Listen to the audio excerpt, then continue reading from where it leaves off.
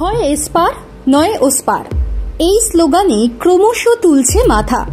2011 সালের বিধানসভা ভোটের প্রচারে যে বদলের কথা শুনেছিল রাজ্য, সেই বাংলাকেই এবার পরিবর্তনের নতুন দিশা দেখাতে চাইছেন নতুন প্রজন্মের নেতারা।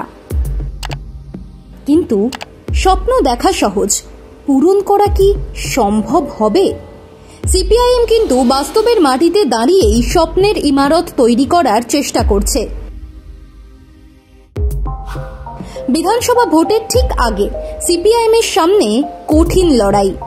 বাংলার ভোটে যদি ছাপ রাখতে হয়, নতুন করে সাজাতে হবে সংগঠন। সেই কাজেই নেমে পড়ল আলিমউদ্দিন। মিডিয়ার খবর, জেলা থেকে এরিয়া কমিটি সর্বত্র নির্দেশ দিয়েছে আলিমউদ্দিনের তরফে দ্রুত বুথ কমিটি তৈরির। জুলাই মাসের মধ্যে এই কাজ শেষ করার নির্দেশ দেওয়া হয়েছে।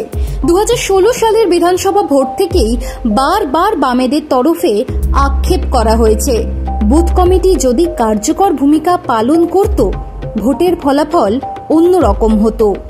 অন্তত শূন্যতা নেমে আসতো না বাম শিবিরে।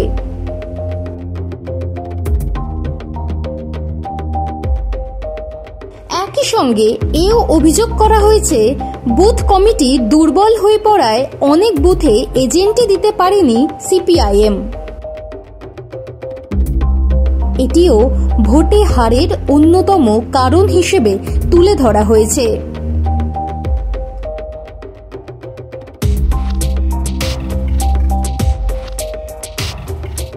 এই অভিযোগ অনুযোগ থেকে এবার বেরিয়ে এসে নতুন করে বুথ কমিটি তৈরিতে কড়া নজর দিচ্ছে আলিমউদ্দিন। দুটো জোরালো প্রশ্ন এক্ষেত্রে দেখা দিচ্ছে, যে চ্যালেঞ্জ সিপিআইএম কে নিতে হবে। এক, হাতে 1.5 মাসও সময় নেই।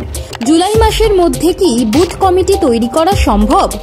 এই বাস্তবসম্মত প্রশ্নের মুখে পড়ে কিন্তু কিছুটা দিশেহারা দেখাচ্ছে আলিমউদ্দিনকে। বুথ কমিটি তৈরির চেষ্টা অতীতেও হয়েছে, কিন্তু সেই অতীত মোটেও সুখকর নয়। বাস্তবে দেখা গিয়েছিল, বুথ কমিটি তৈরি হলেও তা কার্যকর ভূমিকা পালন করতে পারেনি, অর্থাৎ সাংগঠনিক দুর্বলতা ছিল। দ্বিতীয় প্রশ্নটা আরো বড়। রাজ্যে এই মুহূর্তে 80 থেকে 85,000 বুথ রয়েছে।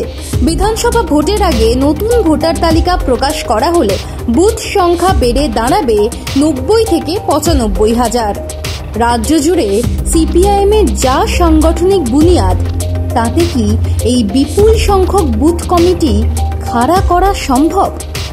একটা উজ্জ্বল দিকও এড়িয়ে যাওয়া যাবে না কিন্তু।